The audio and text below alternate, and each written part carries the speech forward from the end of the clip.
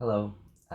First off, I am going to apologize. I am feeling a little sick, so I'm not exactly 100% right now, but I figured I'd just share this little video so you guys can see my passion. I am sitting in my office. I have a board collection right over here.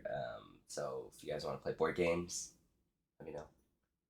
I love board games. I'm getting sidetracked. So let's talk about food. One of the things that I love to teach in my cooking classes is steak. Um, because more often than not, I'll get one of those moments that um,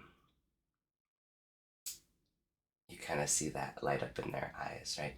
So with steak, right, specifically talking about a couple of the key components about what makes a good steak, right? Some of those key components for me is going to be um, dry protein, a nice hot pan. I personally like to use cast iron just because of its properties to hold and retain heat. Um, Also, using higher quality cuts of beef will always help that as well. Um, yeah. So first off, what you want to do is get your steak out of the fridge and make sure that it is nice and dry, right? So, right, you pull it out of the package and it's kind of a little wet, soggy, right? Imagine that hitting the pan when it's hot, right? What's going to happen first is that all that moisture has got to go somewhere, right? So that's going to steam off. And you're not getting that sear that you want, right? A nice high quality crust. It's actually called the Maillard reaction. And what happens is that the proteins kind of change in their chemical composition and turns into this beautiful crust. That's where the flavor comes from, right? All those different compounds that happens, all those chemical changes. Um, so that's not going to happen if we're steaming first, right? That's when you get that gray, no brown, no love, no flavor, right? So, nice dry steak, pop it out of the fridge, take a paper towel or something similar, and just pat that nice and dry. And then you want to make sure to season it pretty generously on both sides with salt and pepper. Um, I like salt, it's one of my favorite things of all time because it is a flavor enhancer, right? It's going to take whatever's already there and enhance it, right? So steak loves salt, and I love it too. So add it on there.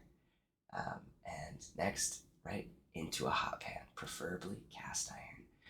But either way, just know your stove, right? If you have a gas range, that is a beautiful thing because it is it's a very consistent heat source, right? And what that means is if you have an electric stove, you just have to know the tool that you're working with, right? An electric stove, the heat source might not be as consistent because of how it's programmed, right? So the imagine the electric burner, right? It's a little circle on your counter, and it turns on. It cycles, right? It goes on red, and then it goes off. Then it goes on, and then it goes off, and that's how it regulates its temperature. It's not consistent, right? You get these waves that go up and down, right? Up and down. And so you may be putting your steak in your pan on one of the curves that's up at the top. You may be putting it down at the bottom, right? Ideally, we'd get it a little hotter when it's at the top, but unless you know your stove very well, that might be something that's hard to do. So, what I recommend if you have an electric stove is first turn on your broiler or turn your oven on pretty hot and put your cast iron in your oven to get it nice and hot. So then you kind of avoid that whole problem. There's a big reason why people love grilling steaks is because it's outside, right? So the smoke goes outside and you don't smoke up your whole house and set off the alarm. And then, two is because it's consistent. You can get a grill super hot and keep it that way. So that's just a little bit about my passion about cooking. And thanks for your guys' consideration.